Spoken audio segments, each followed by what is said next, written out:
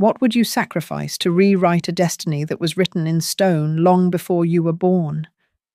We are told that some lives are meant strictly for duty and others merely for survival. But what happens when the man who holds the world in his hands finds his soul in the one place he was never allowed to look? A simple village girl, a duke bound by blood, and a love that was never meant to be. It is a descent into a helplessness that no amount of gold or power can fix. Stick around, because by the end of this story I want to hear your thoughts. What would you do if following your heart meant destroying your entire legacy? How does one fate manage to be so tragic, yet so beautiful?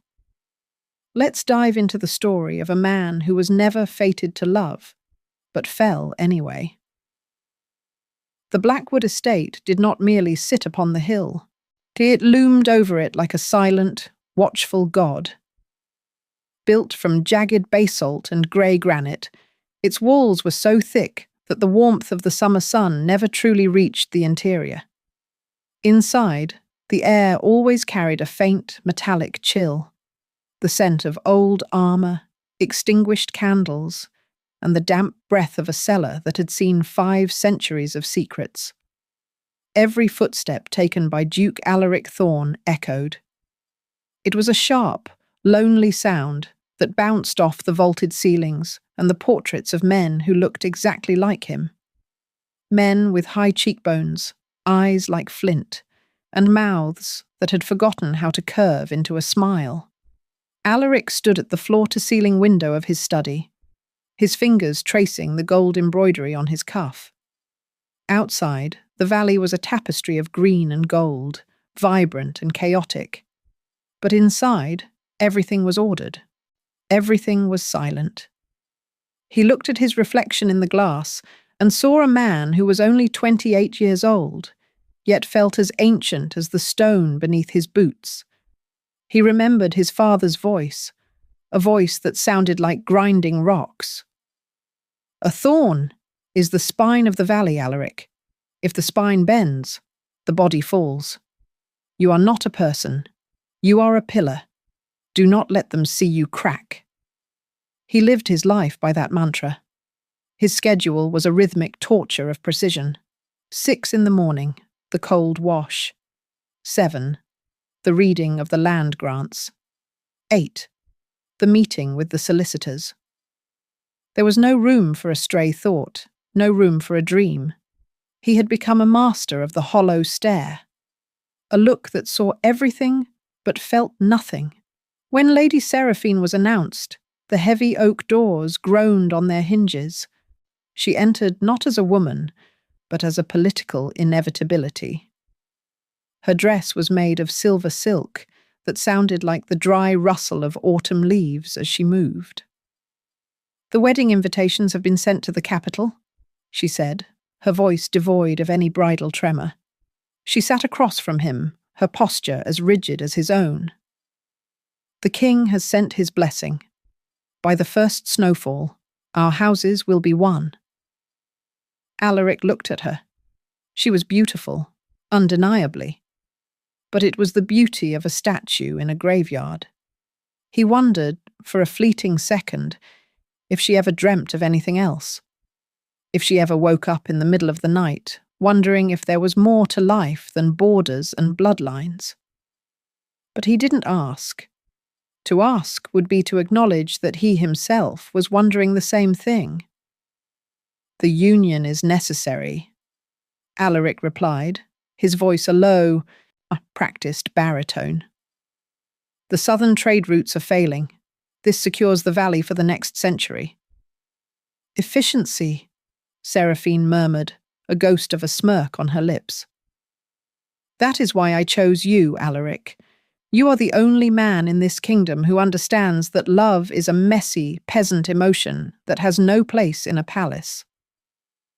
Alaric nodded, but as he turned back to the window, his gaze wandered past his manicured gardens and toward the distant, smoky haze of the lower village. He felt a strange, dull ache in his chest, a phantom limb of an emotion he had never been allowed to grow. He told himself it was just the chill of the room. He told himself he was content. He was a duke. He was a pillar, and pillars do not feel the weight of the roof they carry. The transition from the marble halls of Blackwood to the lower valley was a descent into a world Alaric Thorne had only ever seen from a distance. The road was a winding, jagged ribbon of grey stone and deep ruts, carved by generations of heavy carts and peasant feet. As his black carriage rattled downward, the air changed. The sterile, metallic scent of the mountain faded, replaced by the overwhelming, primal smell of the earth, damp moss, livestock, and the sharp, sweet sting of wood smoke that hung low in the morning mist. Alaric leaned his head against the velvet padding of the carriage, his eyes closed. He was there to inspect the unrest, a cold, clinical word his father used for people who were hungry. To Alaric, unrest was a logistical problem to be solved with a firmer hand or a higher tax. He didn't see faces. He saw statistics. The carriage came to a halt in the village square with a jolt that rattled the thorn crest on the door. When the footman opened the door, the sound of the village rushed in like a flood. It was a cacophony of life that Alaric found jarring. The rhythmic clang of a blacksmith's hammer, the high-pitched bartering of women over baskets of shriveled apples, and the frantic barking of a stray dog. He stepped out, and the square went silent. It was a silence different from the one at the estate. This was a heavy, fearful quiet. The villagers bowed low, their spines curving like weathered trees in a storm. Alaric didn't look at them. He kept his gaze fixed on the muddy ground, his polished leather boots a shimmering, a dark mirror against the filth of the street. He was walking toward the magistrate's office when a sudden crash shattered the tension. Near the well, a merchant's cart had tipped. A dozen jars of wildflower honey had shattered against the stones, sending a thick, golden river oozing through the dirt. An old man, his hands shaking with age and terror, was scrambling to salvage what remained, his knees sinking into the mud. The guards moved instinctively, their hands on their hilts, ready to clear the path for the Duke. "Move aside, old man!" The captain of the guard barked, his voice a whip crack in the cold air. "You're obstructing the Duke's passage." Alaric stopped. He expected the old man to flee. Instead, he saw a girl. She was kneeling in the mud, her skirts stained a dark, earthy brown. She wasn't looking at the guards, and she certainly wasn't looking at Alaric. She was focused entirely on the old man's hands. "Easy, Silas," she whispered, her voice low and melodic, carrying a warmth that Alaric hadn't heard in years. "The glass is sharp. Let it go. We can gather what's left in the comb." "The girl!" the guard shouted, stepping forward to pull her away. "Do you not see who stands before you?" Lena looked up. She didn't jump. She didn't tremble. She pushed a stray lock of honey-coloured hair away from her forehead with the back of a sticky hand and looked directly at Duke Alaric Thorne. Her eyes were not filled with the rehearsed submission of his servants or the icy calculation of Seraphine. They were clear, amber-flecked, and filled with a quiet, stubborn defiance. "I see a man standing in the way of the sun," she said simply. The air in the square seemed to vanish. Alaric felt a strange, electric prickle at the base of his neck. For the first time in his life, he wasn't a duke. He was a shadow. He was an obstacle. He looked down at her, at the smudge of dirt on her nose, the way her breath puffed in small white clouds in the autumn air, and the sheer, terrifying life in her expression. She looked at him as if he were made of flesh and bone rather than titles and gold. "Your name," Alaric said. His voice felt rusty, as if he hadn't used it for anything other than commands in a century. "Lena," she replied, standing up slowly. She wiped her hands on her apron, leaving golden streaks behind. "And you must be the one who owns the dirt I'm standing on. I suppose you've come to see if we've found enough coins in the mud to pay for your next silk waistcoat." A gasp rippled through the crowd. The guards moved to seize her, but Alaric raised a single finger. The motion was small, but it froze the entire square. He stared at her, waiting for the fear to arrive in her eyes. It never did. "You have a sharp tongue for someone with honey on her hands," Alaric murmured. "And you have a very cold face for someone who lives in such a beautiful valley," she countered. She turned back to the old man, helping him stand, leaving Alaric standing in the middle of the square. He should have been insulted. He should have been furious.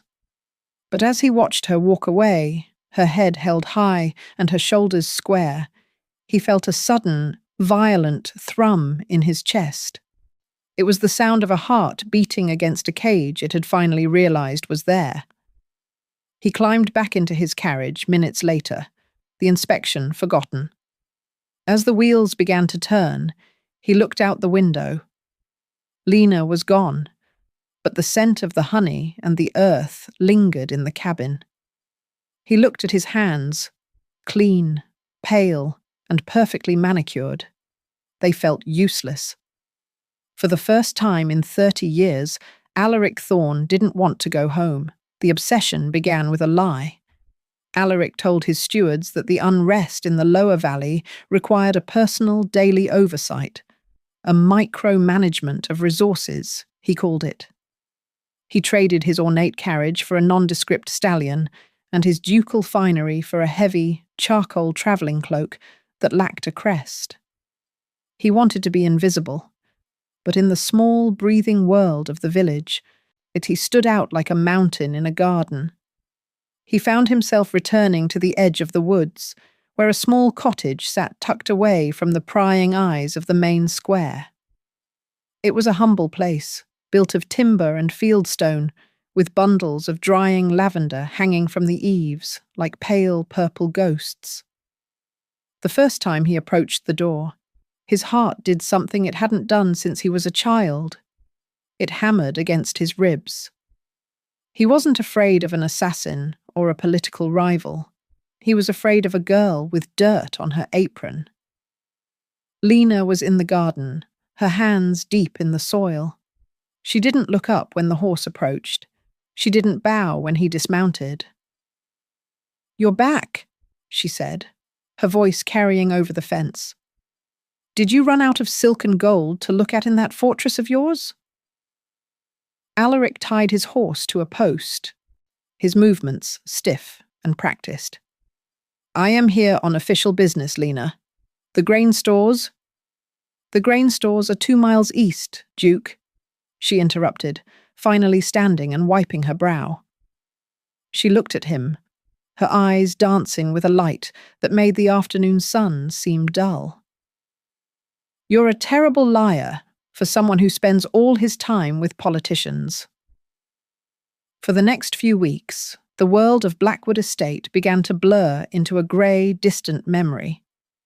Alaric spent his afternoons sitting on a low wooden bench outside her cottage, watching the way the light caught the amber in her eyes. He learned the names of the herbs: valerian for sleep, yarrow for blood, rosemary for memory. He learned that Lena's father, Silas, had once been a scholar before his debts had stripped him of his books and his dignity. One evening, as the sun dipped below the jagged peaks of the mountains, painting the sky in bruises of purple and orange, Alaric found himself holding a bundle of sage. His fingers, usually reserved for signing death warrants or land deeds, felt clumsy and oversized. "You're holding it like it's a weapon." Lena laughed, her hand reaching out to steady his. The touch was electric. It wasn't the polite, gloved hand of Seraphine. It was warm. It was real. It was calloused and stained with the life of the earth. Alaric felt a shiver run down his spine that had nothing to do with the evening chill.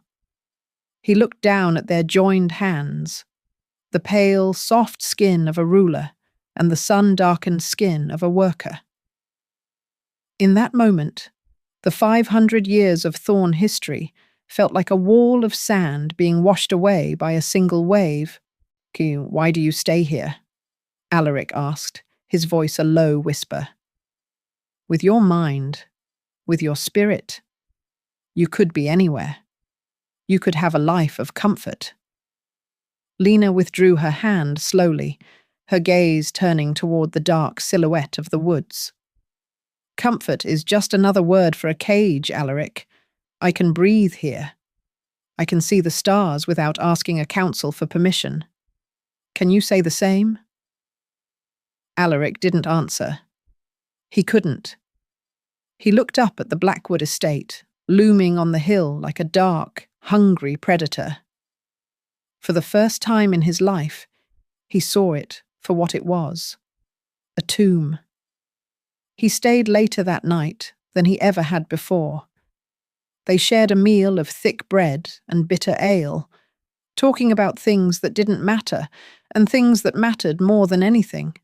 Lena spoke of the dreams she had of the sea, and Alaric, for the first time in his life, spoke of the dreams he had forgotten he even had. Dreams of being a man who was loved for his laughter rather than feared for his name. As he rode back to the palace under a blanket of cold stars, Alaric realized the transition was complete.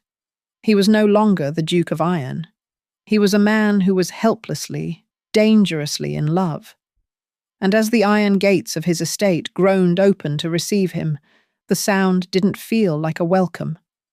It felt like the locking of a cell. The air inside the Blackwood estate had turned from a chill to a frost. Alaric moved through the corridors like a man underwater, his every movement watched by eyes he could not see.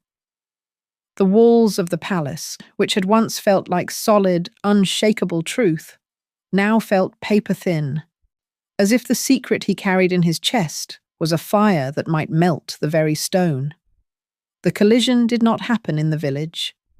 It happened in the solar, a room of dark oak and heavy tapestries where Alaric's father, the old duke, spent his days staring at the flickering embers of a dying fire. The old duke did not turn when Alaric entered. He simply tapped his heavy, silver-topped cane against the floor, a rhythmic, haunting sound that echoed off the high ceiling. "They say the air in the lower valley is quite refreshing this time of year, Alaric," the old duke said, his voice a dry, papery rasp. "Refreshing enough to make a man forget who he is. Refreshing enough to make him forget 5 centuries of blood and sacrifice." Alaric froze.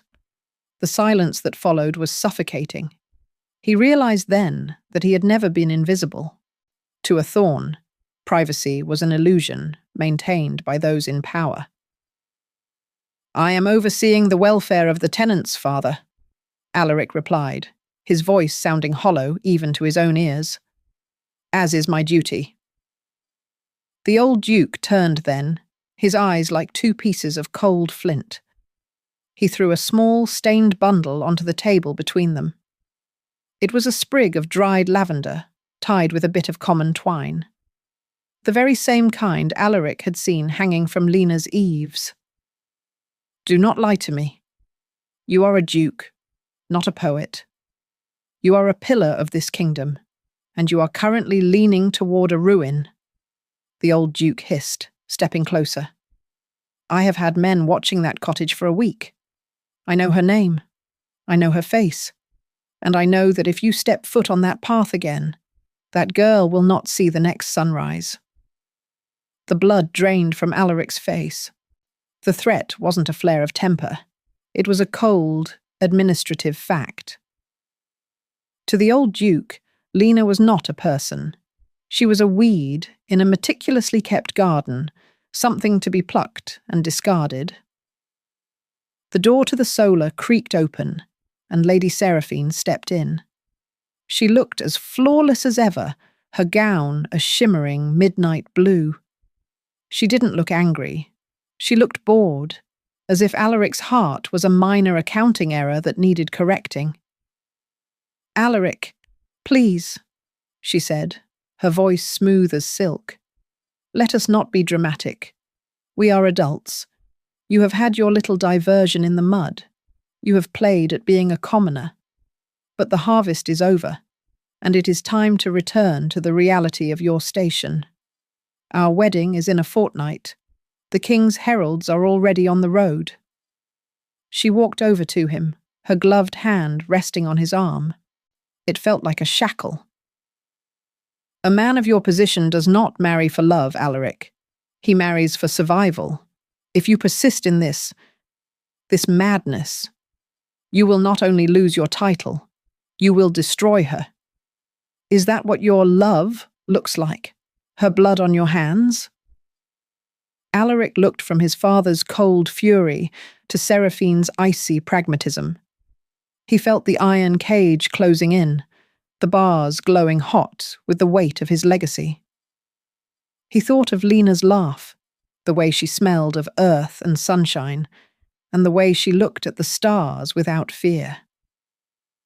"She is worth 10 of this house," Alaric whispered, his voice trembling with a rage he had never been allowed to feel. "Perhaps," the old Duke replied, his cane striking the floor once more. "But she is a shadow, and shadows vanish when the light of the crown shines too brightly. Go to her one last time, Alaric. Say your farewells, or I will send the guard to say them for you." Alaric turned and walked out of the room, the sound of his father's cane following him down the hall like a heartbeat. He realized that the world had finally collided, and in the wreckage, there was only one thing left to do. He had to save her life by breaking her heart. The ride to the village felt like a funeral procession. Alaric did not take the stallion this time. He took the black ducal carriage, its heavy iron-rimmed wheels grinding against the stones like a countdown. He wore his full regalia, the high, stiff collar, the family signet ring, and the heavy wool coat that felt like a suit of armour. He was no longer the man who sat on the wooden bench. He was the Duke of Blackwood, and he was coming to execute a dream. The woods were silent as he approached. The cottage, which had once felt like a sanctuary of gold and green, now looked small and fragile against the backdrop of the towering pines. As Alaric stepped out of the carriage, the smell of damp earth and crushed herbs hit him with the force of a physical blow. He saw Lena standing in the garden, but she wasn't working. She was standing still, her arms crossed, watching the carriage with a look of profound, weary understanding. She knew. Before he could speak a single word of his rehearsed speech, she knew. "You brought the cage with you today, Alaric," she said, her voice lacking its usual spark. It was flat, hollow, and infinitely sad. Alaric stopped 10 paces away. The distance felt like a canyon. "Lena, my father, he has seen everything. The soldiers. They are waiting for my word. If I do not return to the estate tonight to announce the wedding, they will come here. They will burn this valley to find what they think I have lost." Lena didn't flinch. She didn't beg. She simply walked toward the fence, her eyes searching his face for the man she had shared ale with, the man who had struggled to tie a bundle of sage. "Is that why you're here? To tell me you're afraid?" she asked softly. "I am here to save your life," Alaric hissed, his voice breaking. "I have no choice. The lineage, the crown, the king. It is a machine, Lena. It grinds anything that gets in its gears. I cannot let it grind you." "And what about you?" Lena countered, her hand reaching out to touch the cold wood of the fence. "What happens to the man who finally learned how to breathe? Does he go back to being a statue? Does he spend the next 50 years staring at a wife he doesn't want and a map he doesn't care about?"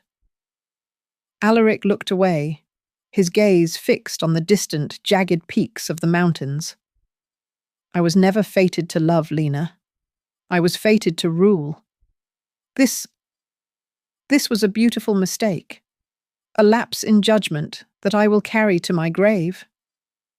The lie tasted like poison.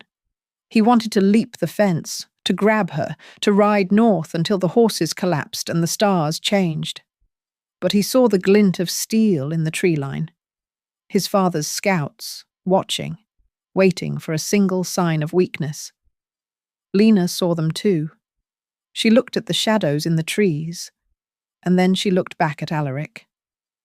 A tear finally escaped, tracing a path through the dust on her cheek. "Then go," she whispered. "Go back to your marble and your silk. Go back to the life that was written for you before you were born. But don't you dare call this a mistake.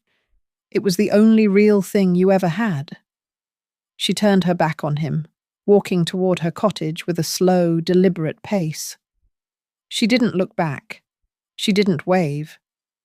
She walked inside and closed the heavy timber door, the sound of the latch clicking into place, echoing like a gunshot in the silent woods. Alaric stood in the mud for a long time, the wind whipping his heavy coat around his legs. He felt the iron bands of his life tightening, pulling him back toward the hill, toward the wedding, toward the silence. He climbed into the carriage and rapped his cane against the roof. As the wheels began to turn, Alaric Thorne closed his eyes. He didn't cry. He didn't scream. He simply felt the light in his soul go out, leaving him in a darkness that no amount of palace candles could ever hope to dispel. The wedding of Duke Alaric Thorne and Lady Seraphine was not a celebration. It was an execution of the spirit. The great cathedral was filled with the scent of 1,000 white lilies, their fragrance so thick it felt like incense for the dead. Alaric stood at the altar, his uniform buttoned to the chin, his face a mask of such perfect, icy composure that even his father looked on with a sense of grim pride. When Seraphine took his hand, her skin was as cold as the diamonds encircling her throat. They exchanged vows like soldiers exchanging codes, precise, mandatory, and devoid of life. The years that followed were a masterclass in gilded misery. Alaric became a ghost in his own hallways, but he transformed the Blackwood estate into the most formidable power in the north, his name whispered with a mixture of awe and terror in the capital. He was the Iron Duke, a man who never wavered, never doubted, and never smiled. He and Seraphine lived in a state of polite, armed neutrality. They shared grand dinners where the only sound was the rhythmic clink of silver against porcelain. They discussed land borders and tax exemptions with the clinical detachment of surgeons. But every evening, when the sun began to dip behind the jagged peaks of the mountains, Alaric would find himself standing at the high window of his study. He would look down toward the valley, toward the patch of dark woods that guarded a memory he was forbidden to revisit. He heard rumors, of course. Spies and merchants brought stories of a woman in the distant northern territories, a healer who lived in a cabin by the sea, whose hair was the color of autumn honey and whose eyes held the wisdom of the earth. He never asked for her name. He never sent a carriage. To do so would be to admit that the Duke was a hollow shell and that the Iron Thorne was actually made of glass. He watched his father grow old and frail, the old Duke's mind eventually slipping away until he was nothing more than a trembling shadow in a high-backed chair. On his deathbed, The old man reached out and grabbed Alaric's hand, his grip surprisingly strong. "You kept the line, Alaric," the old duke wheezed, his eyes searching his son's frozen face. "You did. What was necessary. You are a true thorn." Alaric looked down at his father and felt nothing. No anger, no grief, not even a spark of resentment. He had become exactly what the old duke wanted, and in doing so, he had become a man who could not even feel the death of the man who had ruined him. "Yes, father," Alaric replied, his voice a low, dead baritone. "I kept the line." After the funeral, Alaric returned to the silent study. He sat in the darkness, the fire in the hearth long since gone to ash. He realized then that he had won. He had defeated the scandal, he had secured the legacy, and he had outlived his enemies. He was the most powerful man he had ever known. And yet, as he sat in the silence of his ancestral tomb, he realized that he would give every acre of land, every bar of gold, and every drop of noble blood just to sit on a wooden bench for 1 hour and smell the scent of lavender on the wind.